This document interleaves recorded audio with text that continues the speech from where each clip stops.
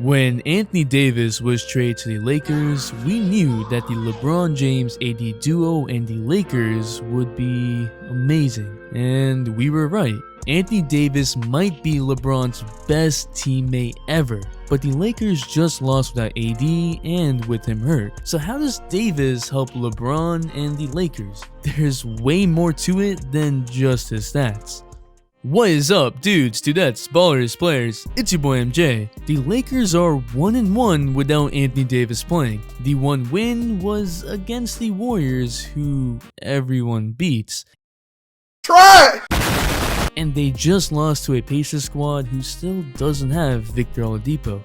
They also just lost to the Bucks in a game that Anthony Davis was clearly hurt but still balled out, kinda like when he had 40 and 20 on a bad shoulder. So that got me thinking, how is Anthony Davis impacting LeBron and the Lakers? Drop a like for how many blocks Anthony Davis has had this season. 6,428. I'll be hitting up those Christmas giveaway winners in the comments. Happy holidays. And to the 87% that watch my videos that still aren't subscribed, it's really not that hard. It's way easier than stopping Giannis. So please subscribe. And since the NBA copyright almost all my videos, I gotta secure the bag somewhere like Buddy Hield.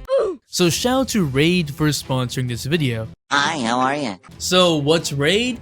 Raid is a mobile game for iOS and Android. A hero collection turn-based game with over 400 champions for you to collect and personally customize. I'm not gonna lie, I didn't think the graphics could be this good.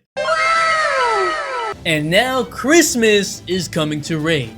They got new champions like Sir Nicholas, or I like to call him Swaggy P, and Jingle Hunter. And if this ain't enough, there is a new fusion event for Christmas. You can combine a few champions and get a new Christmas looking champion, Tormund the Cold, a new legendary epic champion from the Dwarf faction.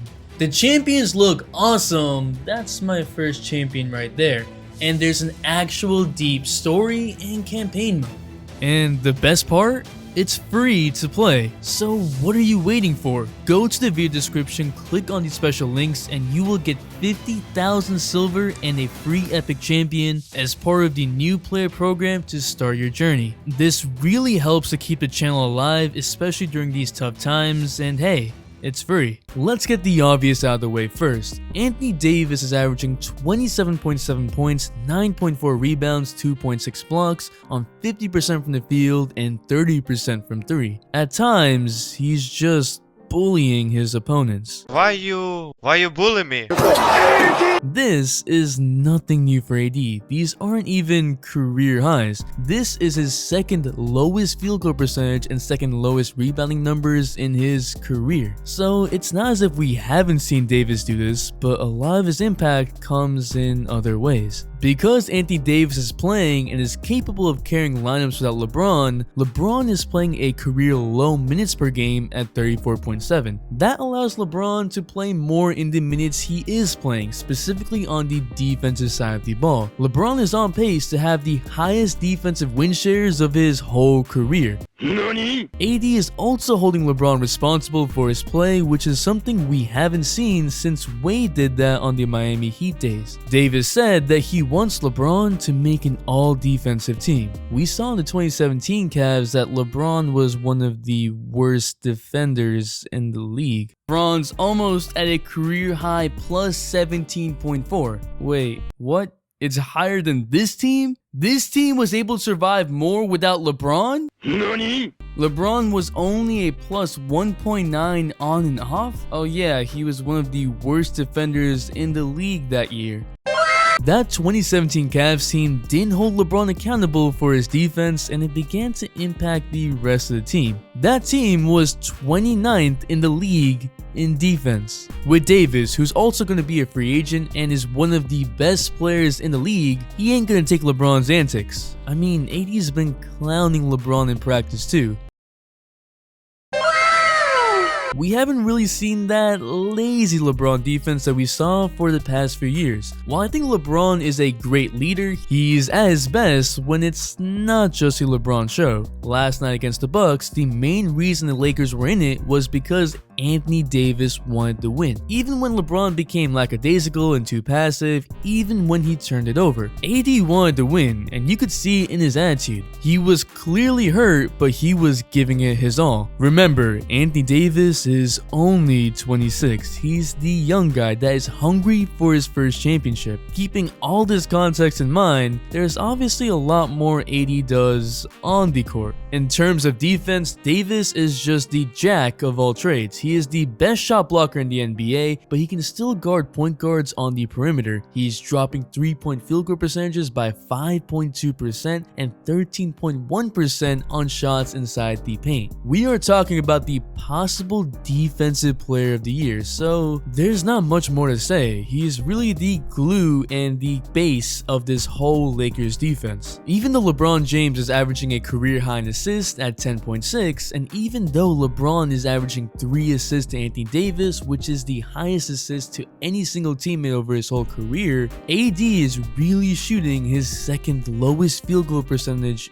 ever. B-Ball Breakdown did a great video on how LeBron finds Anthony Davis for his passes. There's the fast break when LeBron makes a pass over a defense to AD. The options are ridiculous off of a pick and roll. There's the simple pick and roll in which LeBron finds the opening to a rolling AD who just finishes. There's when the defense traps LeBron, so then LeBron patiently draws the defense and finds the open AD. If the roll isn't there, then Davis pops out to the mid-range area, which he's great at. Again, these were all great points made by Coach Nick, and this leads to easy buckets. But the main impact of this is not creating buckets for LeBron and AD because, remember, he's a demigod! The Lakers lead the league in field goal percentage, mostly because the Lakers really like taking 2s and not 3s. They're 23rd in 3-pointers attempted. Yeah, they ain't doing too much with that.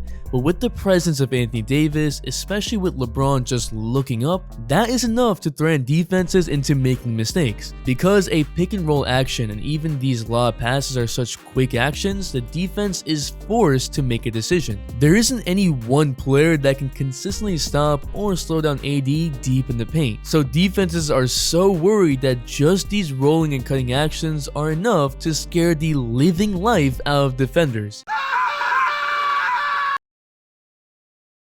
Like for instance on this play, there's a pick and roll. Finney-Smith leaves Danny Green, who's shooting 37% from 3, even without Davis touching the ball. Caldwell-Pope makes the open pass, Finney-Smith is late and is trying to close out Danny Green, who just drives by him and takes the floater. Green could have taken the 3, but the Lakers don't really stress that they have to take the 3, and they're just moving to the open space, which there is a lot of. When AD is in the post, even with Giannis guarding him, the Bucks double.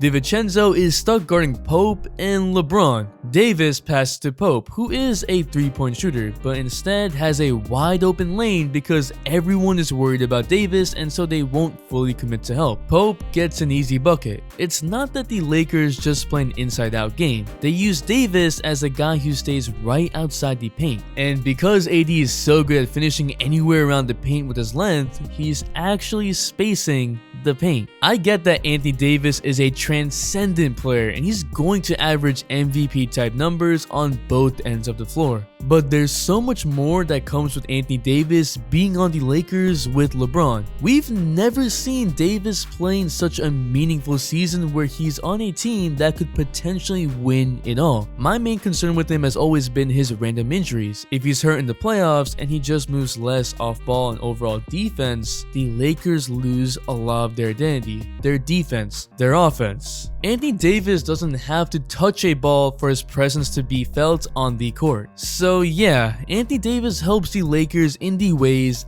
everyone expected, but also much more. But what do you think? Will AD win Defensive Player of the Year? Are the Lakers winning the championship? Drop a like for competitiveness because AD is super competitive. And if you're still here, you a real one, so comment impact so I know. The Instagram shout of day goes to Jerome and the all-day notification shout goes to Kaden Chong. Thanks for the all-day support. Make sure to hit the bell for all your notifications, and if you're not a sub, hit that subscribe button, join the all-day community for more fire content, all-day support. It's your boy MJ. We out.